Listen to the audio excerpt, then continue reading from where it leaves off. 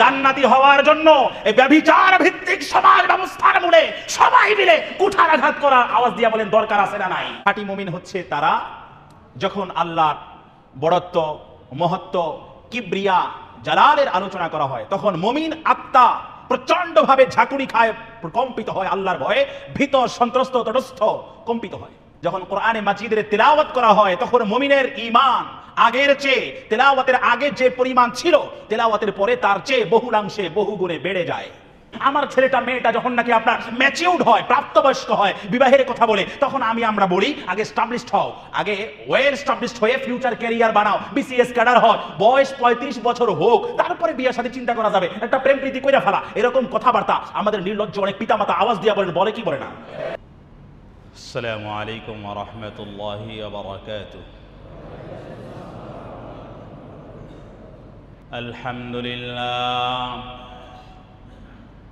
আলহামদুলিল্লাহ নাহমাদুহু ওয়া নাস্তাঈনুহু ওয়া নাস্তাগফিরুহু ওয়া নু'মিনু বিহি ওয়া নাতাওয়াক্কালু আলাইহি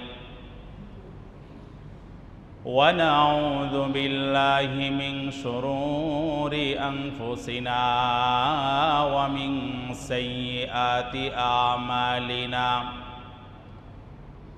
من يهده الله فلا مضل له ومن يضلله فلا هادي له ونشهد أن لا إله إلا الله وحده لا شريك له ونشهد أن سيدنا وسندنا وحبيبنا وطبيبنا ومولانا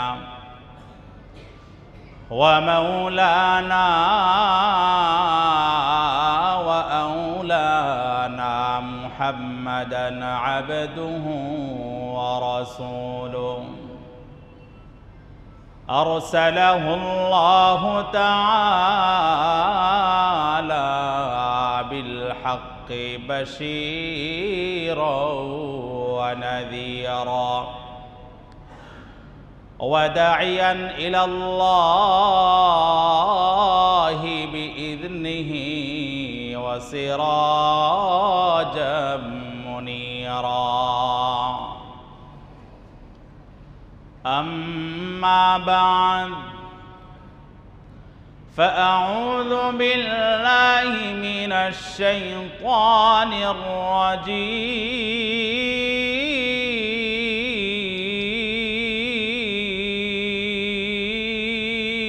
الرجيم. بسم الله الرحمن الرحيم.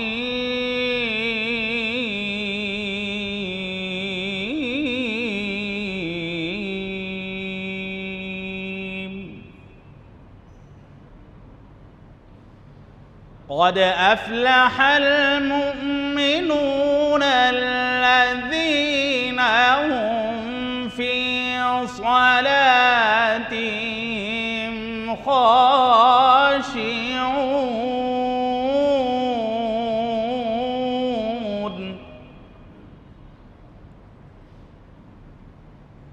والذين هم عن اللغو معرضون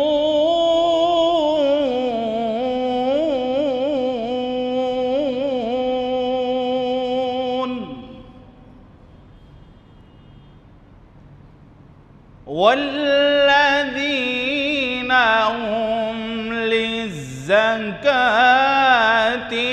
فاعلون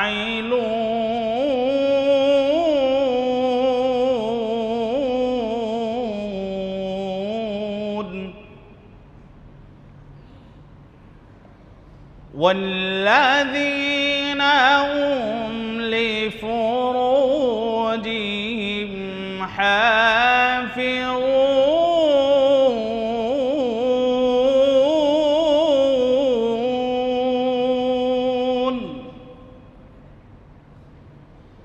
إلا على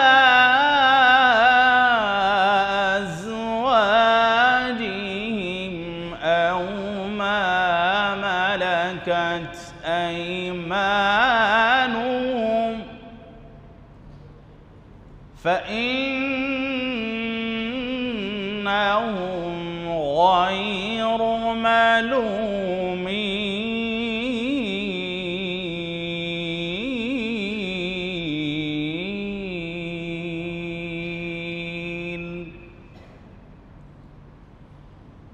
وعن عبادة بن الصامت رضي الله تعالى عنه أنه قال: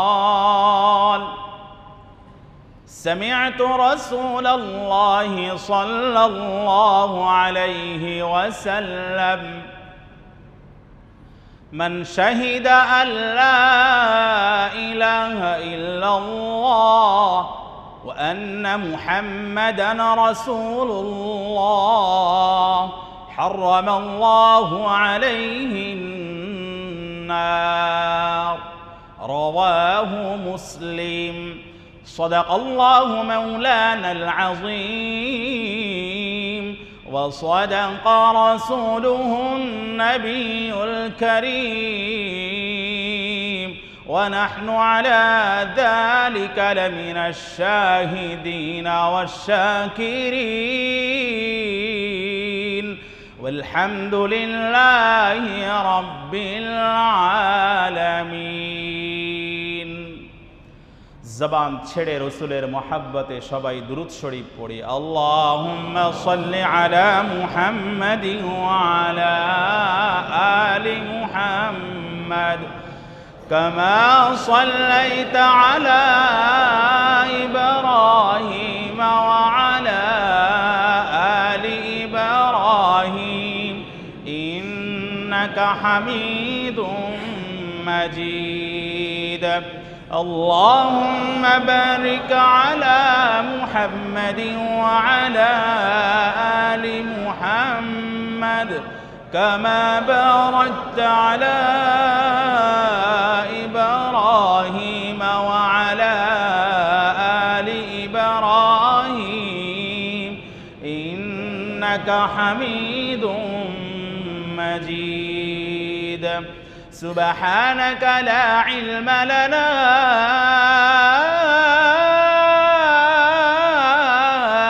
إلا ما علمتنا إنك أنت العليم الحكيم.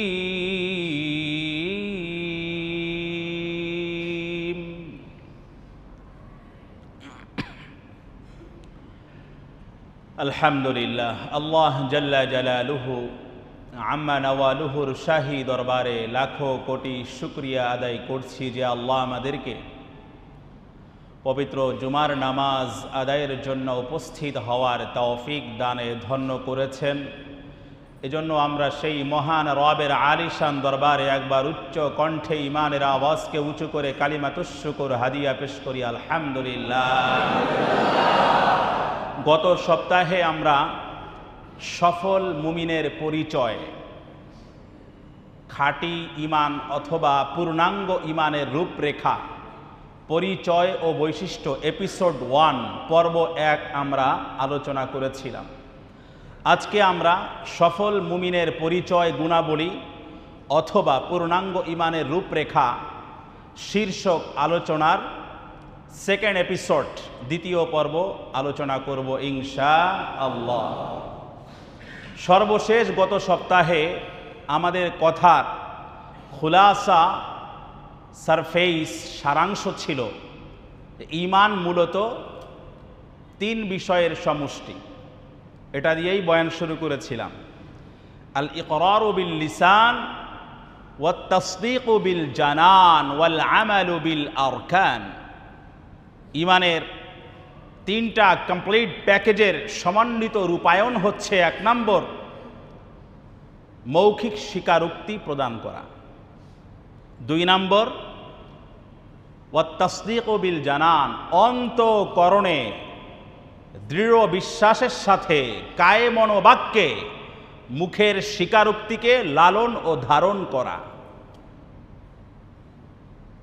3 নম্বর হচ্ছে ওয়াল আমালু বিল আরকান, যেটা আমি মুখে স্বীকার করেছি, অন্তরে দৃঢ়ভাবে বিশ্বাস স্থাপন করে আমার হৃদয়ের মণিকোঠায় স্থান দিয়েছি, আমার জীবনের প্রায়োগিক ক্ষেত্রে সেটাকে বাস্তবায়ন করা। তার মানে বোঝা গেল ঈমান শুধুমাত্র মৌখিক স্বীকারোক্তির নাম নয়। আবার সিমিলারলি ঈমান শুধুমাত্র আন্তরিক বিশ্বাসের নামও নয়। আবার একইভাবে ঈমান শুধুমাত্র আমলের নামও নয়। মৌখিক স্বীকারোক্তি মুনাফিকেরা দিয়েছে, তারপরও জাহান্নামী।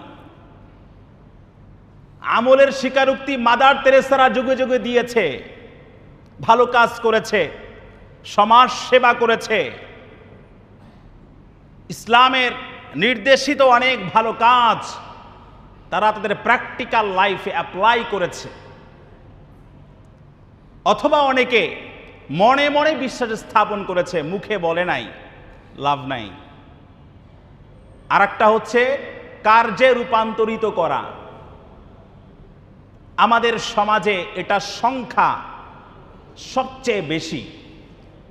মুখে আমরা যতই স্বীকার করি, অন্তরে যতই লালন করি, কার্যক্ষেত্রে প্রায়োগিক জীবনে আমরা এটাকে প্রপার ইউটিলাইজ এবং অ্যাপ্লাই করতে মোটেও আমরা স্বাচ্ছন্দ্য বোধ করি না, কমফর্ট ফিল করি না। ওয়েস্টার্ন কালচার এটা আমার কাছে বড্ড কমফোর্টেবল এবং উপভোগ্য হয়ে আছে এখনো পর্যন্ত, স্টিল নাও, অদ্যাবধি আমি আমার রবের কাছে। তাহলে কবে মাথা ঠুকাবো? তাহলে তিন বিষয়ের সমন্বিত প্যাকেজ হচ্ছে ঈমানের তারিফ, ডেফিনিশন বা সংজ্ঞা, এবং এটা রূপায়ণ আপনাকে দিতেই হবে আপনার বাস্তবিক জীবনে, যদি আপনি খাঁটি ঈমানদার হতে চান। খাঁটি ঈমানদার হতে, মুমিন হতে রাজি আছি তো ইনশাআল্লাহ? আমরা ছোটবেলায় ইমানে মুজমাল, ইমানে মুফাসসাল পড়েছি না কায়দার মাঝে? আমানতু বিল্লাহি ওয়া মালাইকাতিহি ওয়া কুতুবিহি ওয়া রুসুলিহি ওয়াল ইয়াউমিল আখির ওয়াল কদরি খাইরিহি ওয়া শাররিহি মিনাল্লাহি তাআলা ওয়াল বা'থি বা'দাল মাউত। এই সবগুলোর সরল স্বীকারোক্তি প্রদান, এটা ঈমানের অন্যতম বিশাল রিকোয়ারমেন্ট, ডিমান্ড এবং দাবি, যৌক্তিক দাবি। আমি গত সপ্তাহেও বলেছিলাম, গোটা পৃথিবীতে 250 কোটি অথবা প্রায় 200 কোটি ছাড়িয়ে মুসলমানের সংখ্যা আছে, বাট কোয়ান্টিটি আছে, কোয়ালিটি নাই। আমি ঈমানের আলোচনা এখানে আমি এজন্যই পর্যায়ক্রমে স্টেপ বাই স্টেপ ধারাবাহিকভাবে এপিসোড বাই এপিসোড স্টার্ট করেছি, এজন্য যে আমাদের মুসলমানদের ন্যাশনালি, ইন্টারন্যাশনালি, জাতীয় আন্তর্জাতিকভাবে ঈমানটাকে সর্বাগ্রে পাকাপোক্ত করতে হবে। করতে রাজি আছি তো ইনশাআল্লাহ? এবং তারই ধারাবাহিকতায় গত সপ্তাহে আমরা অনেক আলোচনার মাঝে মৌলিক একটা আলোচনার জায়গা ছিল পবিত্র কোরআনের সূরা আনফালের 2, 3 এবং 4 নম্বর আয়াত থেকে আল্লাহ তাআলা আমাদের মাঝে মুমিনের, সফল মুমিনের, খাঁটি মুমিনের কি কি গুণাবলী আলোচনা করেছেন, সেটা আমরা সেখান থেকে সামান্য তুলে ধরেছিলাম। আজকে আমরা আরেকটা সূরায় চলে যাব, যে আল্লাহ তাআলা সেই সূরার মাঝে খাঁটি মুমিনের কি কি গুণাবলী, কি কি প্রিন্সিপালস সেখানে আল্লাহ রাব্বুল আলামিন কোট করেছেন, সেখান থেকে জানব। সূরা মুমিনুন 23 নম্বর সূরা, পবিত্র কোরআনের 23 নম্বর সূরা হচ্ছে সূরা মুমিনুন। এই সূরা মুমিনুনের একদম শুরু থেকে 10 থেকে 11টা আয়াতে আল্লাহ রাব্বুল আলামিন মুমিনের 60টা কোয়ালিটি আলোচনা করেছেন। সেই 60টা উপস্থাপন করার আগে গত সপ্তাহে সূরা আনফালের যে 5টা আলোচনা করেছিলাম, হয়তোবা এক সপ্তাহে ডাল খিচুড়িতে হারিয়ে গেছে, এই জন্য আমি একটু আবার স্মরণ করিয়ে দিচ্ছি। সেখানে ছিল ইন্নামাল মুমিনুন আল্লাযীনা ইযা যুকিরাল্লাহু ওয়াজিলাত কুলুবুহুম ওয়া ইযা তুলিয়াত আলাইহিম আয়াতুহু যাদাতুহুম ঈমানা ওয়া আলা রাব্বিহিম ইয়াতাওয়াক্কালুন الذين يقيمون الصلاة ومما رزقناهم ينفقون উলাইকা হুমুল মুমিনুনা হাক্কা লাহুম দারাজাতুন ইনদা রাব্বিহিম ওয়া মাগফিরাতুন ওয়া রিজকুন কারীম।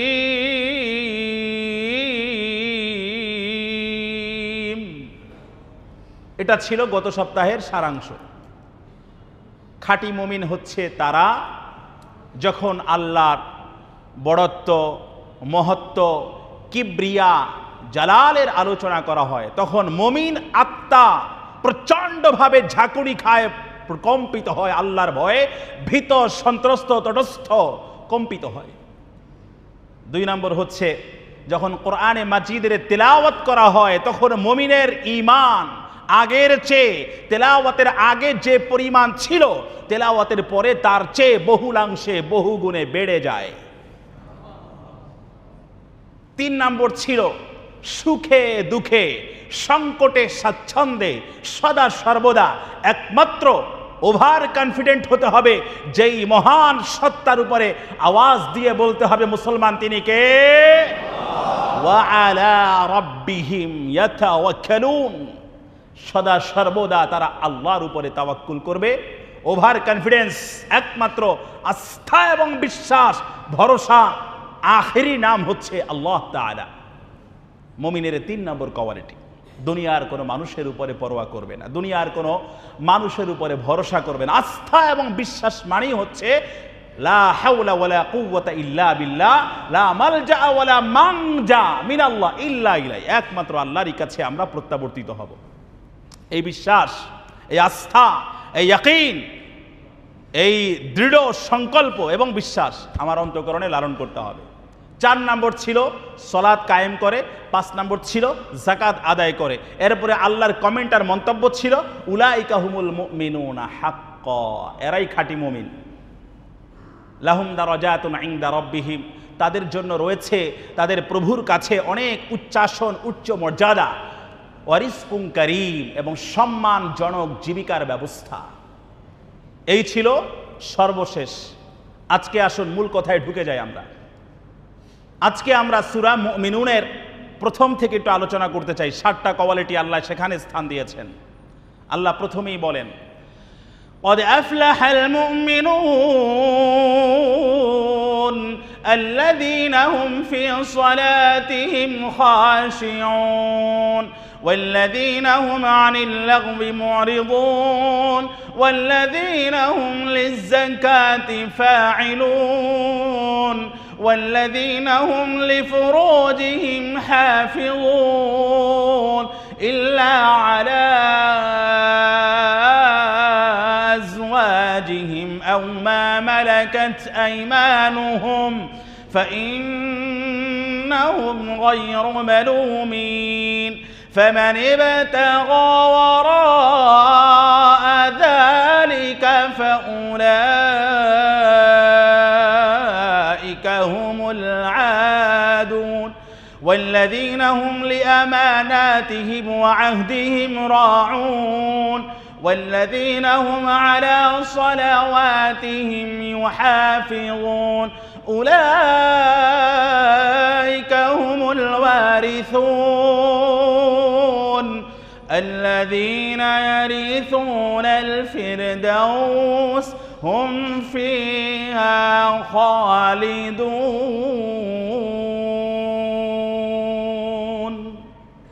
قد أفلح المؤمنون ওই সকল মুমিনেরা সফলকাম হয়েছে, সাকসেস ওভার সাকসেস হয়েছে। কারা? একে একে বিবরণ। আল্লাযীনা হুম ফি সলাতিহিম খাশিউন, যারা তাদের নামাজের ব্যাপারে খুশু খুজু অবলম্বনকারী, অর্থাৎ নামাজ আদায় করে খুশু খুজুর সাথে, একাগ্রতা, বিনয়, নম্রতার সাথে, নিষ্ঠার সাথে। এই নামাজের মাঝে দুনিয়ার কোনো কিছু মিক্সড করা থাকে না। এই নামাজে দুনিয়ার ব্যবসা বাণিজ্য, চাকরি বাকরি, লেনদেন, মুআমালা মুআশারা, একটু আগে শাটার বন্ধ করা, দোকানের অভ্যন্তরীণ ইন্টারনাল হিসাব, ক্যালকুলেশন, সমীকরণ, এগুলা নামাজের মাঝে তাকে প্রভাবিত করতে পারে না। নামাজে সে দাঁড়িয়েছে মহান রবের সামনে, আল্লাহর কুদরতি কদমে যখন লুটিয়ে পড়ে নিজেকে সঁপে দেয়, তখন সে দুনিয়ার সব কিছু থেকে ডিটাচড এবং ডিসকানেক্টেড হয়ে যায়, দুনিয়ার সব কিছু থেকে সম্পর্ক ছিন্ন হয়ে যায়। নামাজ তো এমন ভাবেই পড়তে হবে যে মনে করতে হবে এটা আমার জীবনের সর্বশেষ নামাজ, যে কোনো সময় আমার মৃত্যুর ডাক চলে আসতে পারে। এই নামাজের পরে আমি আবার নেক্সট টাইম ইন ফিউচার নামাজ আর এক ওয়াক্তের নামাজ আদায় করতে পারবো, এটারও কোনো গ্যারান্টি, সিউরিটি, নিশ্চয়তা পৃথিবীর কোনো মানুষের আসেনি। যারা আওয়াজ দেয় না এদের সাথে মনে হয় আজরাইলের 300 বছরের কন্ট্যাক্ট করা আছে। আওয়াজ দিয়ে বলেন না এই যে আসরের নামাজ আমরা আজকে পড়তে পারবো, এরকম কোনো কন্ট্যাক্ট আমাদের আছে? অতএব নামাজ পড়তে হবে আমার জীবনের সর্বশেষ নামাজ মনে করে। নিচে জাহান্নাম আছে, আল্লাহ সামনে আছেন, আজরাইল দাঁড়িয়ে আছে আমার জান কবজের জন্য।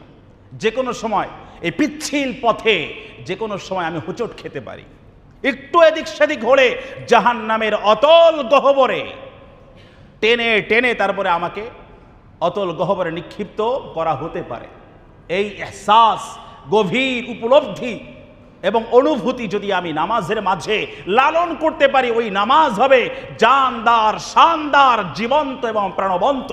সেই নামাজের কথাই পবিত্র কোরআনে ধ্বনিত প্রতিধ্বনিত হয়েছে ফলাফলের ব্যাপারে, ইন্নাস সালাতা তানহা আনিল ফাহশাই ওয়াল মুনকার, নিশ্চয়ই নামাজ সকল প্রকার অশ্লীলতা, বেহায়াপনা, বিড়ল্লাপনা, অন্যায়, অপরাধ, নিত্য নতুন ঘটমান যত যা কিছু আছে ক্রাইমস, সবগুলো থেকে মানবকে, নামাজিকে বিরত রাখে, দূরে রাখে। বলবেন হুজুর নামাজির সংখ্যা আমাদের সমাজে অনেক আছে, নামাজ পড়ার পরেই ফাইলটা খুলেই ঘুষ দিয়া, এরকম মুসল্লি আওয়াজ দিয়া বলেন বাংলাদেশে নাই, ঢাকা শহরে নাই, সচিবালয়ে নাই, বিচারালয়ে নাই, শিক্ষালয়ে বিদ্যালয়ে নাই। এই নামাজের কোনো দাম নাই, বুঝতে হবে নামাজ কবুলই হয় নাই। যেই নামাজ আপনাকে অশ্লীলতা, বেহায়াপনা, বেরেল্লাপনা, আল্লাহ নাফরমানি, অবাধ্যতা এগুলা থেকে আপনাকে বাঁচায়, আপনাকে সেফটি দেয়, সিকিউরিটি দেয়, আপনাকে সব কিছু থেকে হেফাজত করে, ওই নামাজই আপনার শানদার, জানদার, জীবন্ত, প্রাণবন্ত এবং কাঙ্ক্ষিত আকাঙ্ক্ষিত নামাজ। এই নামাজ ছাড়া অন্য কোনো ধরনের রুগ্ন নামাজ আল্লাহর দরবারে কবুল হবে না। আল্লাহ নবী সাল্লাল্লাহু আলাইহি ওয়াসাল্লাম সাহাবায়ে কেরামকে একবার লক্ষ্য করে বললেন, তোমরা কি জানো সবচেয়ে বড় গ্রেট থিফ, সবচেয়ে বড় চোর কে? সাহাবায়ে কেরাম আল্লাহু ওয়া রাসূলুহু আলাম, দুনিয়ায় যারা চুরি করে এরাই তো বড় চোর। আল্লাহ নবী বললেন যে নামাজে চুরি করে। নামাজে আবার কিভাবে চুরি করে? ইয়া রাসূলুল্লাহ, রুকু সেজদা ঠিক মতো করে না, কেরাত ঠিক মতো পড়ে না, রুকু থেকে সোজা হয়ে দাঁড়ায় না, দুই সেজদার মাঝখানে সোজা হয়ে বসে না, কিয়াম, রুকু, সুজুদ এমন ভাবে আদায় করে মনে হয় যেন জাপানের বুলেট ট্রেন গতি ফেল হয়ে যায় এবং তার একটু পরে ফ্লাইট আছে, মিস হয়ে যাবে, বোর্ডিং পাস মিস হয়ে যাবে। কিন্তু নামাজ পড়তে হবে আমি আল্লাহর গোলাম, আল্লাহর গোলামের জন্য দুনিয়ার সব কিছু থেকে আমি ডিটাচড হয়ে আল্লাহর সামনে দাঁড়িয়েছি, আল্লাহর গোলামি এবং দাসত্বের স্বীকারোক্তি স্বরূপ আমি আল্লাহকে বলছি, আল্লাহ তুমি ছাড়া আমার কোনো মাবুদ নাই। এটাই তো নামাজের মূল কথা, মর্ম কথা, সার কথা, চূড়ান্ত কথা, একমাত্র কথন। সে জায়গাতে আমরা কতটা উত্তীর্ণ হতে পারছি? যার যার বিবেকের করাঘাতে দরজায় একটু আঘাত করতে হবে, নক করতে হবে যে নামাজটা আমার সেভাবে হচ্ছে কিনা। الذين هم في صلاتهم خاشعون, 2 নম্বর কোয়ালিটি। والذين هم عن اللغو معرضون,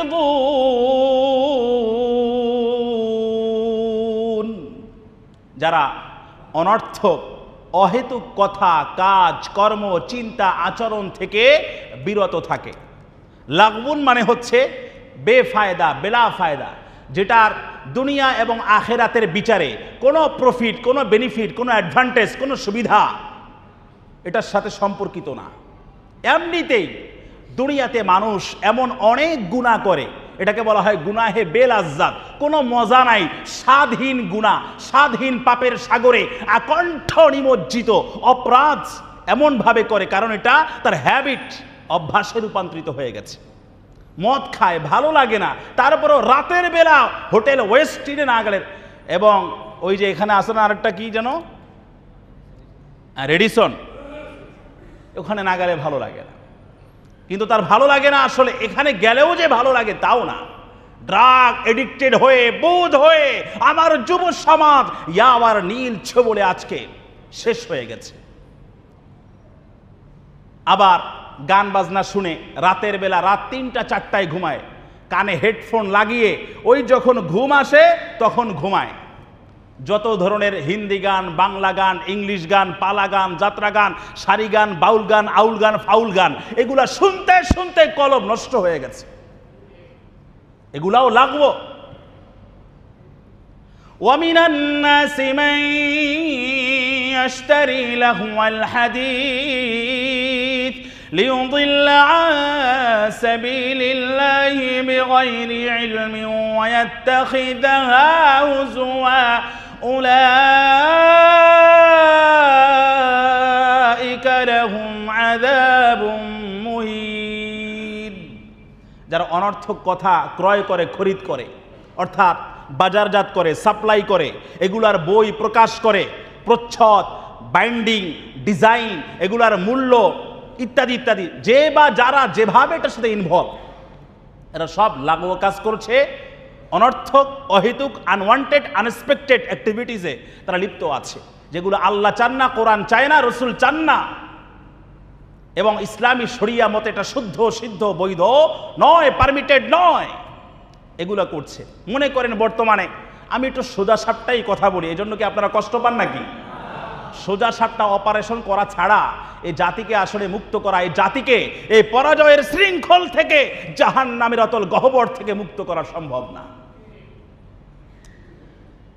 এই যে আমাদের সিনেমা জগৎ, সবিজ অঙ্গন, এখানে যারা অ্যাক্টর, অ্যাক্ট্রেস, অভিনেতা, অভিনেত্রী আছে, প্রডিউসার, প্রযোজক, পরিচালক, শিল্পী, আর্টিস্ট, যে নামই, যে বা যারা যে কোনো ভূমিকাই এখানে কাজ করছে, এরা সবাই সমাজ, যুব সমাজ এবং রাষ্ট্রের যে নৈতিক কাঠামো, অবকাঠামো, এটাকে ধ্বংসের জন্য তারা কাজ করছে। এর বাইরে আর কোনো তাদের উদ্দেশ্য নাই। এদের ব্যাপারে পবিত্র কোরআনের 24 নম্বর সূরা নূরের 19 নম্বর আয়াতে আল্লাহ রাব্বুল আলামিন একটা কথা বলেছেন। শুধু তাই না, এই যে আমাদের electronic media, print media, social media, online news পোর্টালে এগুলা যে আপনার, এবং মাসিক, সাপ্তাহিক, পাক্ষিক যে বিভিন্ন আপনার প্রকাশনা, নিবন্ধ, গবেষণাপত্র অথবা কোড়রপত্র প্রকাশিত হয়, সেখানে যে আপনার বেহায়াপনা, বেরেল্লাপনা, দেহপল্লুরি, এগুলোকে ব্র্যান্ডিং করা হয়, ইন্টেনশনালি এগুলোকে প্রমোট করা হয়, যুব সমাজকে নষ্ট করা হয়, ধ্বংস করা হয়। এদের সকলের ব্যাপারে আল্লাহর ঘোষণা কি? হরিণের মতো দুনিয়ার মানুষ, বাংলাভাষী বাংলাদেশি মুসলমান, ভালো করে শুনুন। ইন্নাল্লাযীনা ইউহিব্বুনা আন তাশিআল ফাহিশা ফিল্লাযীনা আমানু লাহুম আযাবুন আলীমুন ফিদ দুনিয়া ওয়াল আখিরা ওয়াল্লাহু ইয়ালামু ওয়া আনতুম লা তা'লামুন। সূরা নূরের 19 নম্বর আয়াত। নিশ্চয়ই যারা মুমিনদের মাঝে, পুরুষ হোক বা নারী, মুমিনদের মাঝে বেহায়াপনা, বেরেল্লাপনা, অশ্লীলতা, নগ্নতা, নুডিজম, নিউডিটি ইত্যাদির যারা প্রসার ঘটায়, ব্র্যান্ডিং করে, প্রমোট করে, এগুলোকে যারা সদা সর্বদা বিজ্ঞাপনের মাধ্যমে সর্বত্র ছড়িয়ে দেয় অশ্লীলতা, লাহুম আযাবুন আলীমুন ফিদ দুনিয়া ওয়াল আখিরা, দুনিয়া এবং আখিরাতে তাদের জন্য রয়েছে চিরলাঞ্ছনা, গঞ্জনা, অপমানজনক, মর্মান্তিক, পীড়াদায়ক শাস্তি, যেই শাস্তি তারা দুনিয়াতেও ভোগ করবে, আখিরাতেও ভোগ করবে। যার ফলে দেখা যায় বহুত অ্যাক্টর, অ্যাক্ট্রেস, আর্টিস্ট, শিল্পী, সিঙ্গার, গায়ক, নায়ক, গায়িকা, নায়িকা, নর্তকী মরার আগে রাষ্ট্রীয়ভাবে ভিক্ষা চায়। চিকিৎসা অভাবে নিজের ফ্যামিলিকেও পাশে পায় না। এক ছেলে এক মেয়ে, একজন কানাডায় সেটেল, আর একজন আমেরিকার গ্রিন কার্ডধারী, বুড়া বয়সে এখানে একা পড়ে আছে আর বারডেমে পড়ে আছে, দেখার কেউ নাই।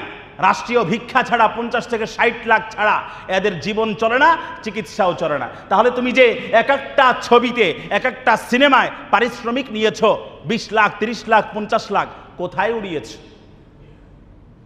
হারামে আরাম নাই, হারামে কি নাই? গোটা দুনিয়ার মানুষকে, যুব সমাজকে, যুব সমাজের চরিত্রকে ধ্বংস করে তুমি দুনিয়াতেও শাস্তি পাবা না, আখেরাত তো আছেই। এটা হতেই পারে না। আল্লাহ নিজে বলেছেন, আল্লাহর ওয়াদা কখনো এদিক সেদিক লক্ষ্য ভ্রষ্ট হতে পারে না, লক্ষ্য ভেদ হবেই। এটা আল্লাহর ওয়াদা। ইন্নাল্লাহা লা ইখলিফুল মিআদ, নিশ্চয়ই আল্লাহ তার ওয়াদা কৃত কমিটমেন্ট প্রতিশ্রুতির ব্যত্যয় ব্যতিক্রম করেন না।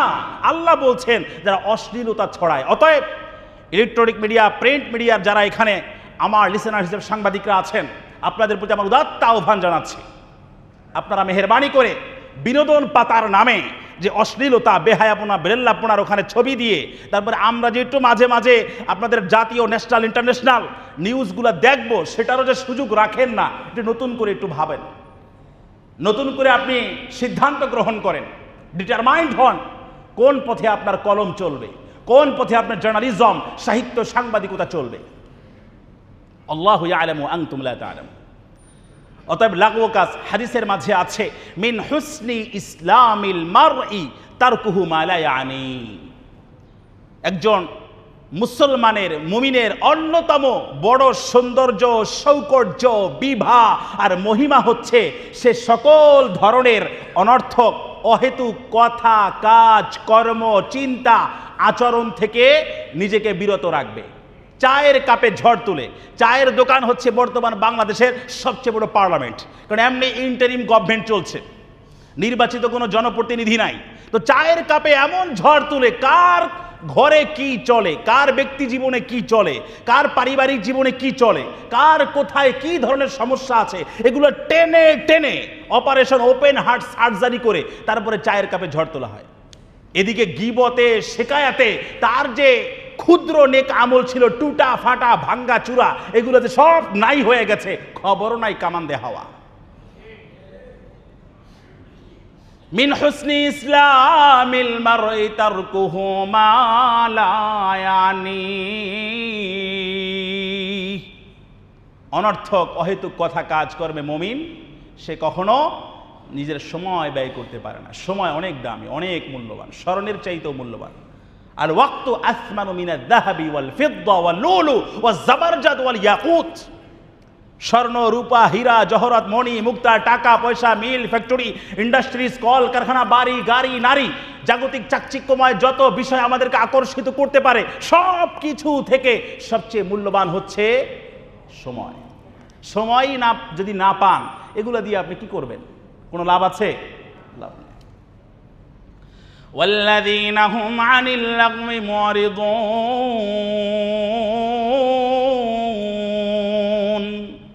2 নম্বর কোয়ালিটি এটা। অনর্থক কোনো কথা, কাজ, কর্ম করাও যাবে না, বলাও যাবে না, ভাবাও যাবে না, এমনকি শোনাও যাবে না। কেউ শুরু করেছে, কোনো মজলিসে স্টার্ট হয়েছে, আপনি ওখান থেকে সেফ এক্সিট নিয়ে চলে যান। আপনার কান যেন কারো বদনাম না শোনে। হুজুর, আপনারা যে মাঝে মাঝে অনেকের নাম ধরে হাটের হাড়ি ভেঙে দেন, এটা কেন করেন? এটা হলো এই সমাজকে, এই রাষ্ট্রকে তার চক্রান্ত, তার ষড়যন্ত্র, তার কনস্পিরেসি থেকে বাঁচানোর জন্য। এটা আবার গীবত নয়, বুঝতে হবে। আবার আপনার কেউ ক্ষতি করলো, আপনাকে কেউ হত্যা করলো, আপনার কিলিং মিশনের নীল নকশা কোথাও আঁকা হচ্ছে, আর আপনি গীবত হবে ভেবে আপনি তার এই ষড়যন্ত্রের কথা ওই ব্যক্তিকে আগে ভাগেই বলে সতর্ক করে দিলেন না, আপনি গুনাহগার হবেন, আপনি খুনের, হত্যা মামলার অন্যতম আসামি হওয়ার যোগ্য দাবিদার। এখানে আবার বলতে হবে, এই জন্য ওলামায়ে কেরাম, আমি তো সবসময় বলি, ওলামায়ে কেরামের সোহবত ছাড়া, হক্কানি ওলামায়ে কেরাম, আহলে দিল, আল্লাহ ওয়ালা, যারা দুনিয়া বোঝেন, আখেরাত বুঝেন। আপনি দুনিয়ার যত ডালে ডালে, পাতায় পাতায় প্রতিনিয়ত সর্বত্র বিচরণ করেন, যারা এগুলা বোঝেন, যারা ধারণ করেন, এদের একজনকে, যাকে আপনার ভালো লাগে, আপনার ব্যক্তি জীবনের, আপনার পারিবারিক জীবনের একদম ফাইনাল পার্মানেন্ট মুরব্বী হিসেবে গ্রহণ করেন। ইনশাআল্লাহ দুনিয়াতেও ঠকবেন না, আখেরাতেও ঠকবেন না, ইনশাআল্লাহ। যেই ফ্যামিলির, যেই পরিবারের, যেই সমাজের এবং রাষ্ট্রের বটে আলেম মুরব্বী থাকে, আলেম রাহবার থাকে, সুপার ভিশন যারা যারা আলেমরা যদি সুপারভিশন দেয়, ডিরেকশন নির্দেশনা একমাত্র আলেমরা কোরআন এবং সুন্নাহর আলোকে। আপনি ব্যাংকিং সেক্টরে আছেন, আপনি জব সেক্টরে আছেন, এই ক্ষেত্রে কোরআন এবং সুন্নাহর সুস্পষ্ট নীতিমালা এবং নির্দেশনা আওয়াজ দিয়া রেসপন্স করতে হবে। মুসলমান আছে না নাই? আছে, কিন্তু আমরা জানি না, আমরা শুনি না, আমরা জানার চেষ্টা করি না, এটা নিয়ে আমরা প্র্যাকটিস করি না, চর্চা করি না। মনে করি ইসলাম দ্যাট মিনস নামাজ, রোজা, হজ, জাকাত, মসজিদ, মাদ্রাসা, রমজানের তারাবিয়া, রোজা, এগুলা ছাড়া, এই কিছু নিত্য নৈমিত্তিক আচার আনুষ্ঠানিকতা ছাড়া ইসলামের বোধ হয় আর কোনো সর্বজনীন ভার্সন নাই।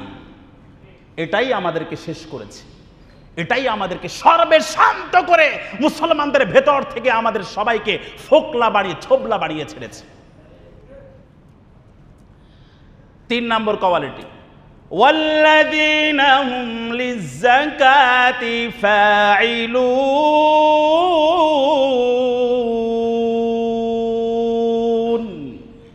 যারা যাকাত আদায় করে।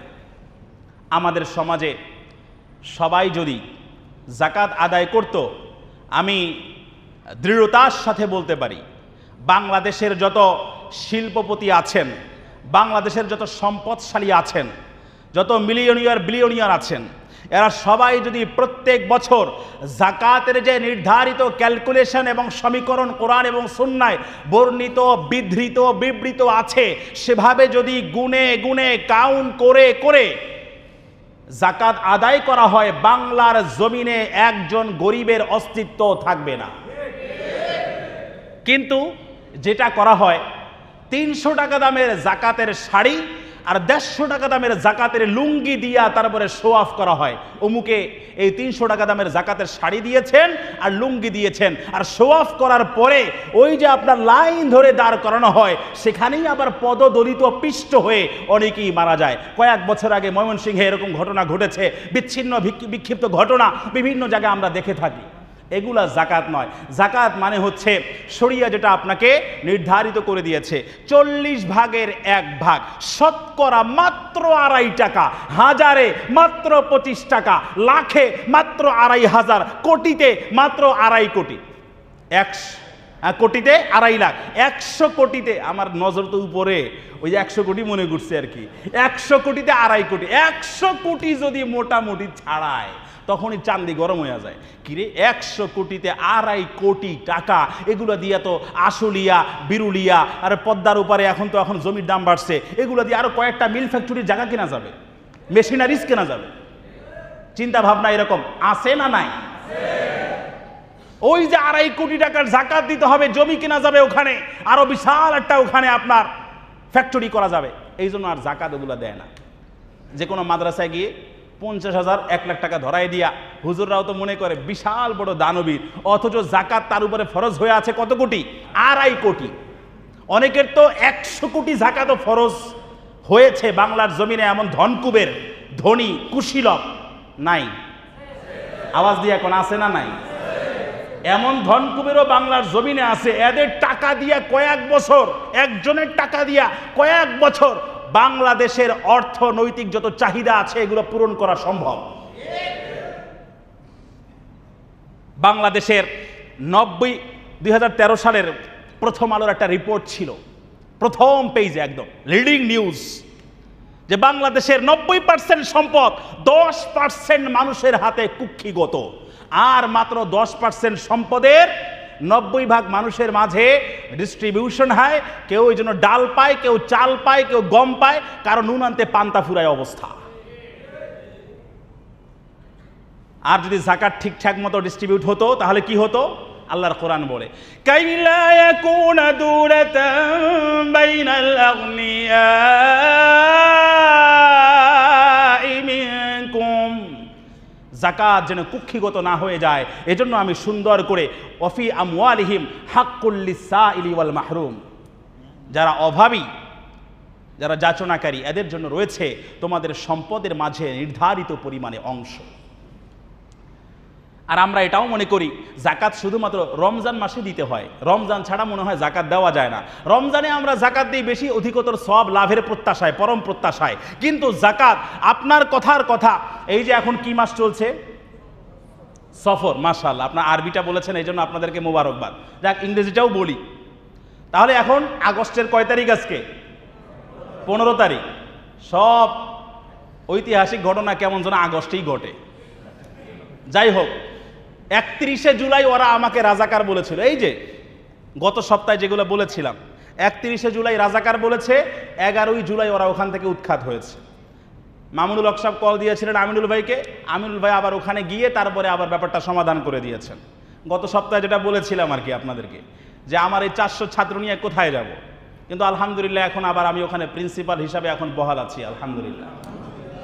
সব কিছুর মালিককে আওয়াজ দিতে হবে। জিল্লাতের মালিককে, ইজ্জতের মালিককে, সম্মানের মালিককে, অপমানের মালিককে। বেশি যদি হ্যাডম দেখাতে যাই, আল্লাহ রাব্বুল আলামিন আস্তে করে মাইনাস করে দিবেন। মাইনাস করার মালিককে। এই জন্য আলেমদের সাথে বেয়াদবি করতে নাই। আলেমদের সাথে বেয়াদবি করলে এক পর্যায়ে ধীরে ধীরে ধাপে ধাপে তলাবিহীন ঝুড়ি হওয়া ছাড়া আর কোনো পরিণতি থাকবে না। আমার এই কথাগুলো শুই না আবার অনেকে কষ্টও পায়। এই জন্য গত জুমায় আবার আমাকে মোহতাইম সাহেব সিগন্যালও দিয়েছে যে হুজুর অনেক একটু কষ্ট পাইছি। তো কষ্ট পাইলেও লাভ নাই। আমি তো আগেই বলেছি এই মসজিদেও কয়দিন থাকি জানি না, কিন্তু আমার বয়ানের বক্তব্যের স্টাইল চেঞ্জ করব না। চলছে গাড়ি, এভাবেই চলবে হাততাল মত। প্রয়োজনে প্রত্যেক জুমায় না হয় একটা করে মসজিদ চেঞ্জ করলাম, কোনো সমস্যা নাই, কিন্তু হক কথা আমাকে বলে যেতে হবে। মসজিদ নিয়ে তো পরোয়া নেই। আরে মিয়া, পয়সার চিন্তা যদি করতাম এই বাংলাদেশে বসে থাকতাম। আমারে সবাই বলে বাংলাদেশে কয় টাকা পান? কাতারে, সৌদিতে, তারপর আপনার লন্ডন সেন্ট্রাল মসজিদে শুধু 4টা জুমা পড়াইলে 10,000 পাউন্ড, বাংলা টাকা 16 লাখ টাকা। এরপরে বিভিন্ন মুসলিম কমিউনিটি ওয়াইজ যে আপনার প্রোগ্রাম হয়, সেমিনার সিম্পোজিয়াম হয়, ইনডোর আউটডোর প্রোগ্রাম হয়, এগুলোতে এক একটা অ্যাটেন্ড করলে 500 থেকে 1000 পাউন্ড। তার মানে টাকার ঝনঝনা নেই। কিন্তু আমি চিন্তা করেছি আল্লাহ নবীর 1.25 লক্ষ সাহাবায়ে কেরামের মধ্যে মাত্র 10,000 সাহাবীর কবর মক্কা মদিনায় পাবেন আপনি, কিন্তু বাকি 1 লক্ষ প্রায় সাহাবীর কবর গোটা দুনিয়ার আনাচে কানাচে, শহরে বন্দরে নগরে কন্দরে, সর্বস্তরে, উত্তরে পশ্চিমে দক্ষিণে, উত্তর থেকে দক্ষিণ মেরুতে আপনি খুঁজেও পাবেন না এমন অনেক সাহাবীর কবরও দুনিয়া জুড়ে আছে না নাই? আমরা তো তাদেরই উত্তরসূরি। তো বাংলার জমিনে আমাদের মতো মেধাগুলো যদি ওখানে চলে যায়, তাহলে আমরা এই বাংলার প্রতি ইঞ্চি মাটিকে হিন্দুত্ববাদী আর ইঙ্গো মার্কিন সাম্রাজ্যবাদীদের হাতে বর্গা দিয়ে চলে যাব, এটা কোশ্চিন কালেও হতে পারে না। হিন্দুত্ববাদীদের রাহু গ্রাস থেকে, ইঙ্গো মার্কিন সাম্রাজ্যবাদীদের কোরআন গ্রাস থেকে বাংলার প্রতি ইঞ্চি মাটিকে হেফাজত করার জন্য সেনাপতির ভূমিকায় আমরা অবতীর্ণ হয়েছি। এজন্য পয়সার জন্য তো জমিনে নাই, বাংলাদেশে নাই। পয়সার জন্য থাকলে তো এই দেশে থাকতাম না রে ভাই। কিন্তু আমার 1 ইঞ্চি মাটিকে আমি হিন্দুত্ববাদীদের হাতে কখনো বর্গা দিতে পারবো না। আমার 1 ইঞ্চি মাটিকে আমি ইঙ্গো মার্কিন সাম্রাজ্যবাদীদের হাতে বর্গা দিতে পারবো। জাতীয় মেম্বার থেকে বা জাতীয় পর্যায়ের মেম্বার থেকে যদি এ ধরনের আওয়াজগুলা ধ্বনিত, প্রতিধ্বনিত, অনুরণিত, উচ্চকিত, উচ্চারিত না হয়, তাহলে এই মেম্বারগুলা বন্ধ করে দেওয়া উচিত। যেই মেম্বারে চাটামি করা হয়, দলালি করা হয়, পদলেহন করা হয়, ওই মেম্বারেরও দরকার নাই, ওই ধরনের পদলেহী খতিবেরও দরকার নাই। আমি এমনই। আমার এই কথায় আপনারা কষ্ট পাচ্ছেন, রাগ করতেছেন? কখনো সিরাপ, কখনো অ্যান্টিবায়োটিকের আওয়াজ দিয়া বলেন মুসলমান দরকার আছে না নাই? এই মিঠা মিঠা ইসলাম আল্লাহ নবী সবসময় প্রচার করেন নাই। মাঝে মাঝে কান্নাহু মুংদিরু জাইশিন, এমন ভাবে কথা বলতেন কেমন যেন তিনি কোনো সেনাবাহিনীকে কমান্ড করে চলেছেন একদম সম্মুখ পান থেকে। আমরা তাদেরই উত্তরসূরি। কখনো আমরা হেদায়েতের কথা বলি, কখনো আমরা সেনাবাহিনীর মতো কমান্ড করিয়ে জাতিকে, এটাই আমাদের দায়িত্ব। মসজিদ হচ্ছে সবচেয়ে বড় পার্লামেন্ট এবং মাদ্রাসা হচ্ছে মুসলিম উম্মার জন্য সবচেয়ে বড় ক্যান্টনমেন্ট। এই মসজিদ নামক পার্লামেন্ট, মাদ্রাসা নামক ক্যান্টনমেন্ট যদি তার আবেদন হারিয়ে ফেলে, এই মসজিদ আর মাদ্রাসারও দরকার নাই। এখন বলবেন হুজুর এটা কি কইলেন? হুজুর দেখা যায় মসজিদ মাদ্রাসা বিরোধী না। যেই মসজিদ মাদ্রাসা খেলাফতে উমাইয়া, রাশেদা, ওসমানিয়া, আব্বাসিয়ার সময় যেই ভূমিকা অবতীর্ণ ছিল, সেই ভূমিকায় অবতীর্ণ হওয়া বাংলাদেশের 4.5 লক্ষ মেম্বার থেকে সেই ধরনের আওয়াজ আবার ধ্বনিত হওয়ার দরকার আছে না নাই? তাহলেই এই জাতি ঠিক হবে। এই জাতি জান্নাতের দিশা এবং পথ, সঠিক পথের সন্ধান খুঁজে পাবে। 3 নম্বর হলো ওয়াল্লাযীনা হুম লিয-যাকাতি ফাঈলুন। 4 নম্বর ওয়াল্লাযীনা হুম লিফুরুজিহিম হাফিজুন। মুমিনের 4 নম্বর কোয়ালিটি, যারা লজ্জাস্থানকে হেফাজত করে। আওয়াজ দিয়া বলেন না মুসলমান, বাংলার জমিনে জেনা এবং ব্যভিচারের পরিমাণ আগের চেয়ে বেড়েছে না কমেছে? বাড়ছে না কমছে? কম না বেশি? কারণ কি? লজ্জাস্থানের হেফাজত নাই। কেমনে হবে? আপনার সহশিক্ষা, সহকর্ম, সব জায়গায় সহ সহ সহ, কো এডুকেশন, কোঅপারেশন, এগুলো আমাদেরকে শেষ করে দিয়েছে। অথচ ইসলাম taught us the lesson of separation among the boys and girls in every sector, every department. ইসলাম আমাদেরকে সব সেক্টরে শিক্ষা দিয়েছে। ছেলে এবং মেয়ের চিন্তা, কর্মক্ষেত্র এবং সহাবস্থান এটা কখনো অনুমোদিত নয়। সবকিছু আলাদা হবে। হ্যাঁ, আলাদা স্কুল হোক, আলাদা কলেজ হোক, আলাদা ভার্সিটি হোক। আফগানের পাহাড়ি মোল্লারা মাত্র 4 বছর ক্ষমতায়নের ভেতর দিয়া গোটা বিশ্বকে তাক লাগিয়ে দিয়েছে এবং আফগানি মুদ্রা এখন সরাসরি ইউএস ডলারের সাথে সমান তালে পাল্লা দিয়ে চলেছে। কয়দিন পরে না জানি আবার শুনি ডলার নিচে পড়ে গেছে, আফগানি পাহাড়ি মোল্লাদের আফগানি মুদ্রা উপরে উঠে গেছে। সেই দিনও আমার মনে হয় বেশি দূরে নয়।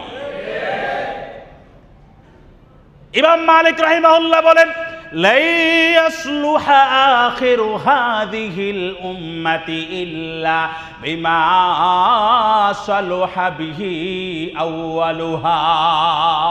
এই উম্মতের পূর্বাংশ তথা সাহাবায়ে কেরাম, তাবিঈন যে পথ ধরে সফল হয়েছেন, সাফল্যের চূড়ায় উন্নীত হয়েছেন, জান্নাতের পথের সোনালী কাফেলায় পথিক হয়েছেন, শরীক হয়েছেন, ওই পথ মাড়ানো ছাড়া পরবর্তী উম্মতে মুসলিমার জন্য সফলতার আর কোনো সেকেন্ড অল্টারনেটিভ রাস্তা খোলা নাই।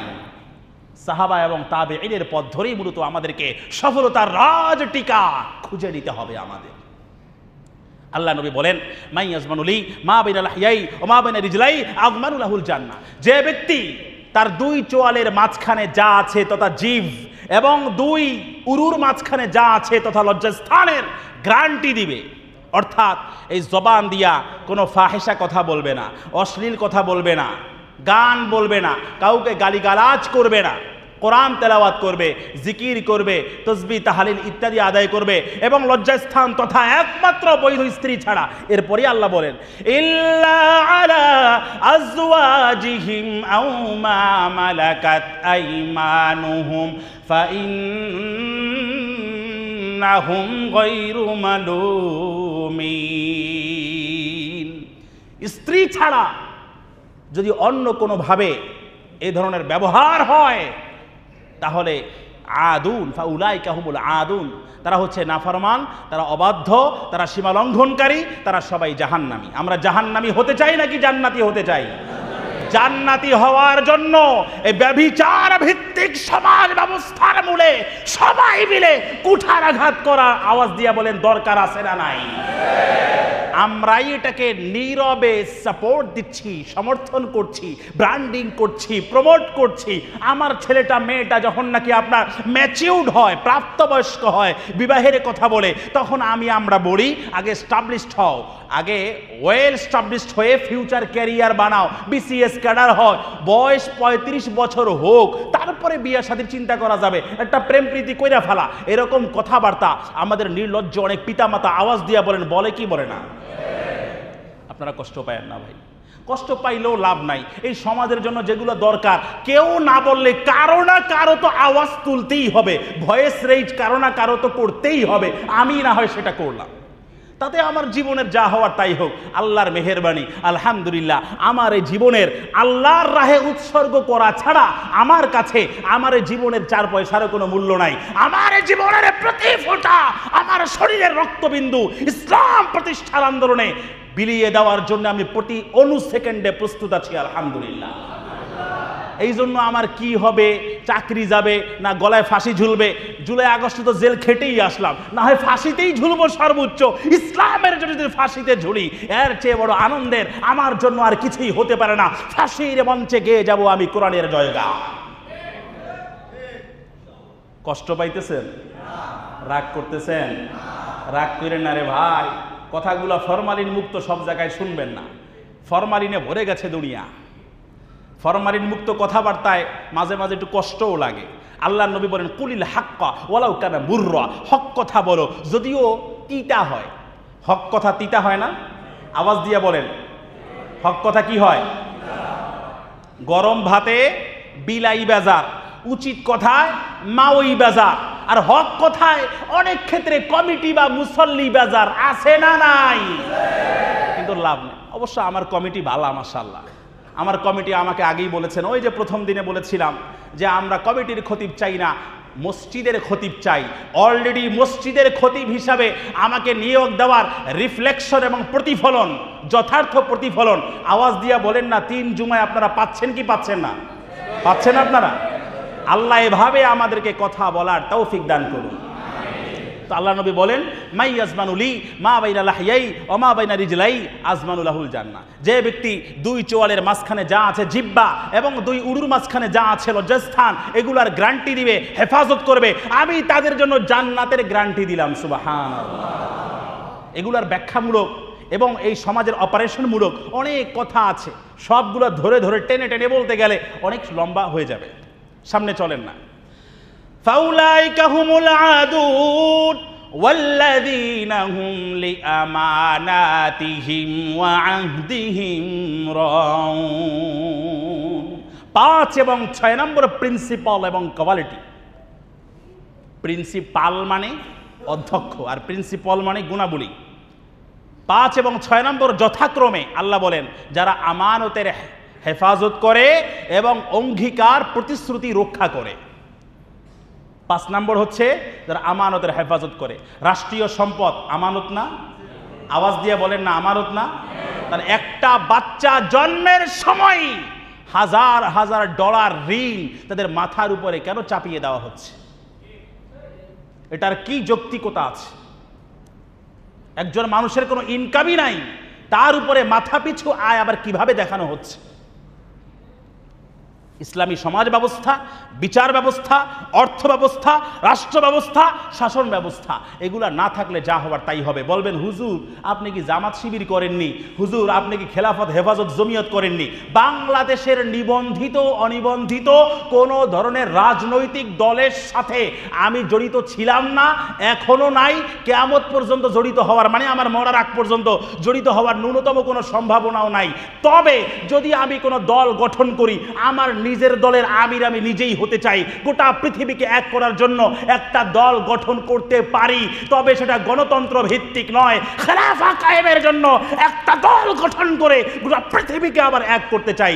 আপনারা সবাই সেই পতাকা তলে, কোরআন এবং সুন্নাহর ছায়া তলে এক হতে, ইউনাইটেড, ঐক্যবদ্ধ হতে রাজি আছেন তো ইনশাআল্লাহ? কারা কারা রাজি আছেন দুহাত তুলে আল্লাহকে দেখান। আল্লাহ কবুল করুন বলি আমি। এই জন্য কোনো দলের মুখপাত্র আমারে মনে করবেন না। আমি উম্মার, আমি জাগ্রত জনতার, আমি পৃথিবীর সবার কণ্ঠস্বর হয়ে বেঁচে থাকতে চাই। তাহলে 5 এবং 6 নম্বর কোয়ালিটি হচ্ছে কি? আমানতের হেফাজত করে, খেয়ানত করে না। 6 নম্বর হলো প্রতিশ্রুতি রক্ষা করে।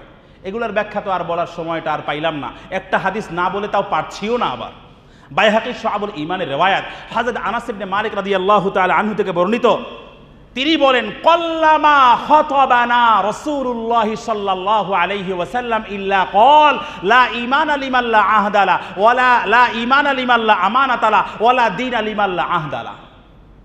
আল্লাহ নবী আমাদেরকে প্রায় এই ভাষণে বলতেন, ওই ব্যক্তির লা ঈমান, ঈমান নাই যার আমানতদারি নাই।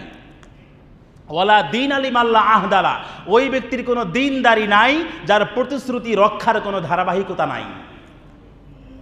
তাহলে আমানত না থাকলে ঈমান নাই, আর ওয়াদা রক্ষার অভ্যাস আমার মাঝে প্র্যাকটিসিং না হলে দিনদারিও নাই। আওয়াজ দিয়া এবার বলতে হবে, আমাদের মাঝে ওয়াদা রক্ষা করে না, আমানতের হেফাজত করে না, খেয়ানত করে এমন মুসলমান আছে না নাই? আমি আর কিছু কইলাম না, এমনি কত কিছু বলি, আপনারাই বলছেন আছে। এরপরে আল্লাহ রাব্বুল আলামিন বলেন, ওয়াল্লাযীনা হুম আলা সালাওয়াতিহিম ইউহাফিজুন, যারা সালাতের হেফাজত করে। আগে গেল খুশু খুজুর সাথে নামাজ আদায় করে, আর এখানে হেফাজত করে মানে হলো 5 ওয়াক্ত নামাজ জামাতের সাথে আউয়াল ওয়াক্তে মসজিদে এসে আদায় করে। অফিসে আছেন তো অফিসে যায় নামাজ বিছিয়ে কলিগদেরকে নিয়ে বাস নামাজ আদায় করেন।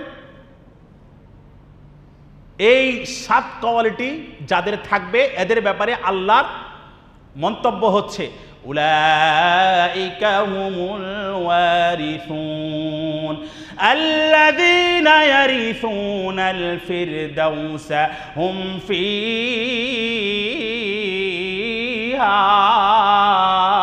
খালিদুন। এরাই জান্নাতুল ফিরদাউসের চির অধিকারী হবে, আর জান্নাতুল ফিরদাউসে যারা অনন্ত অসীমকালের জন্য চিরকাল বসবাস করবে। সুবহানাল্লাহ। জান্নাতুল ফিরদাউস চাননি আপনারা? আল্লাহ নবী বলেন, ইদা সালতুমুল্লাহা ফাসআলুহুল ফিরদাউস ফাইন্নাহু আওসাতুল জান্নাতি ওয়া আলাল জান্নাহ ওয়া মিনহু তাফাজ্জারু আনহারুল জান্নাহ। যখন তোমরা আল্লাহর কাছে কোনো কিছু চাইবা তখন তোমরা জান্নাতুল ফিরদাউস চাইবা, কারণ এটা জান্নাতের সবচেয়ে মিডল পয়েন্টে অবস্থিত, জান্নাতের সর্বোচ্চ স্থানে অধিষ্ঠিত এই জান্নাতুল ফিরদাউস। এবং এখানে একবার যারা প্রবেশ করবে তথায় তারা চিরকাল বসবাস করার অথরিটি লাভ করবে। সুবহানাল্লাহ। যা কিছু সময়ের এই সংক্ষিপ্ত পরিসরে আলোচনা করা হলো, আল্লাহ আমাদেরকে বুঝার, মানার এবং এই সূরা মুমিনুনে বর্ণিত 60টি গুণাবলী এবং কোয়ালিটি অর্জন করে সফল মুমিন হওয়ার তৌফিক দান করুন। জবান ছেড়ে সবাই বলি আমিন। ওয়া আখিরু দাওয়ানা আনিল হামদুলিল্লাহি রাব্বিল আলামিন। ক্বাবলাল জুমআ 4 রাকাত সুন্নাত আদায়।